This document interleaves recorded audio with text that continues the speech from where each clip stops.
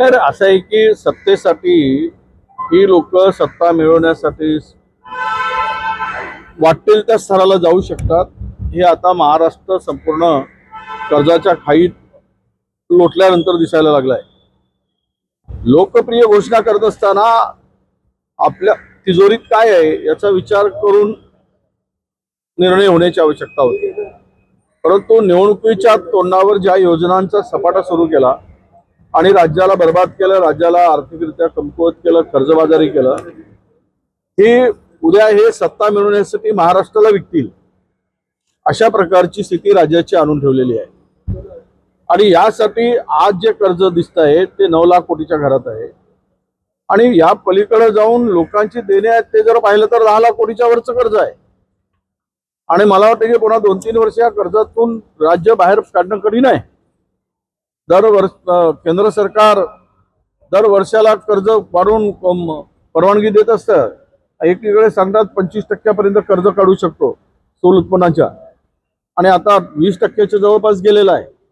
ते सांगते अरे कर्ज तर 25% नाही 50% काढाल, पण आपली कुवत आहे का, आपल्याकडचे रिसोर्सेस आहेत का, आणि आपल्याकडचं सामान्य महाराष्ट्राची एकूण जी या सगळ्या परिस्थितीमध्ये उभं करायसाठी पुन्हा आर्थिकरित्या तर तुमची क्षमता नाही। आणि दुसरी महत्त्वाची गोष्ट की या योजना राबवत असताना तुम्ही मागासवर्गीयावर अन्याय करताय, आदिवासीवर अन्याय करताय, त्यांच्या सगळ्या योजनांना कात्री लावलेली आहे, त्यांचा निधी पडवला आहे। जे काही संविधानात्मक अधिकार जो होता तो सुद्धा म्हणजे त्याला संविधानाने दिलेल्या घटनात्मक अधिकाराची सुद्धा ही पायमल्ली करतायत। आणि अशा प्रकारे राज्याला बर्बाद करण्याचं काम सुरू झालं आहे।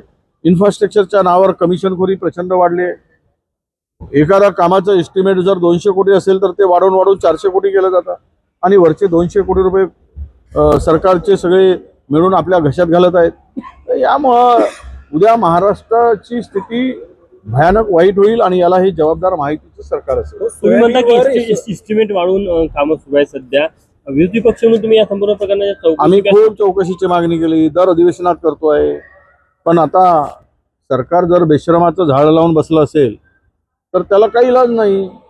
त्यांना हे सगळं उद्ध्वस्त होताना आनंद मिळत असेल असुरी सरकारला, शासन म्हणून काही जबाबदारी स्वीकारायलाच तयार नसतील। मी सांगतो आहे अनेक कामं आहेत की ज्यांचे एस्टिमेट वाढवून देऊन ती कामं मर्जीतल्या माणसाला दिले आहेत। सगळ्या कामांचे आज मॅनेज केलं जातं, सगळी कामं, सगळ्या कामामध्ये कुठेही स्पर्धा होत नाही आहे आणि 15% 20% पर्यंत वसुली करून कामं वाटले जात आहेत। सोयाबीनवर एलो मोजॅक आलं, जवळपास 200 कोटीचा फटका आहे, 90% सोयाबीन गेलं, त्यामुळे शेतकरी आत्महत्या वाढायला लागलेल्या आहेत। सगळेच आत्महत्या, कारण अशी परिस्थिती आली की शेतकऱ्याप्रती आता एवढं उदासीन सरकार महाराष्ट्रात कधीच झालं नाही। महाराष्ट्रात पहिल्यांदा एवढं उदासीन शेतकऱ्याच्या संदर्भात आणि शेतकऱ्याचा दुश्मनच, शेतकऱ्याचा द्वेष्ट सरकार असं हे या सरकारचे उपाय। कर्जमाफी दिली नाही, सोयाबीनला भाव नाही, कापसाला भाव नाही, आणि आता पुन्हा हे आलेलं आसमानी संकट, पिढीचं संकट, यामधून जर हा शेतकरी उद्या महाराष्ट्र पूर्वीच शेतकऱ्यांच्या आत्महत्यांसाठी महाराष्ट्र सगळ्या देशामध्ये 1 नंबरवर आहे, हे कुणाला भूषणावं आहे। सोयाबीन आणि हे सोयाबीनचं याचं तातडीनं सर्वेक्षण करण्याची आवश्यकता आहे आणि शेतकऱ्यांना मदत करण्याची आवश्यकता आहे, नाहीतर आत्महत्या पुन्हा वाढतील। सोयाबीनला मागच्या वेळेस भाव मिळाला नाही, आता सोयाबीनच्या बिमारीमुळे सोयाबीन नष्ट झालेला आहे आणि सरकारने तातडीनं पंचनामे केले पाहिजेत आणि त्यांना मदत दिली पाहिजे। पिटिशन दाखल करणार होते ओबीसी, पिटिशनचा दाखल करण्यासाठी काही कागदपत्राची जुळवाजुळव आम्ही सोमवारलाच करणार होतो, पण एनी हाऊ ही पिटिशन शुक्रवारला सबमिट होईल। लाडक्या बहिणीचे काही म्हणजे त्यांना अपात्र ठरवलं जात आहे मराठवाड्यात। अपात्र काय, हळूहळू जिल्हा परिषद झाली की तुम्ही कोण ना आम्ही कोण त्याचीच वाट पाहताय। स्थानिक स्वराज्य संस्थांच्या निवडणुका झाल्या, लाडकी बहीण गेली, त्यामुळे लाडक्या बहिणींना आवाहन करतोय, अर्धे नावं कापलेच, आता उरले सुरले पुन्हा निवडणुकीनंतर कापणार आहेत, त्यामुळे सावध राहा। तुमचा वापर केला जातोय बहीण म्हणून, तुम्हालाच लुटण्याचं काम सुरू होईल आणि तुमच्या मताचा वापर करून तुम्हाला महागाईच्या खाईत लोटल्या जाईल।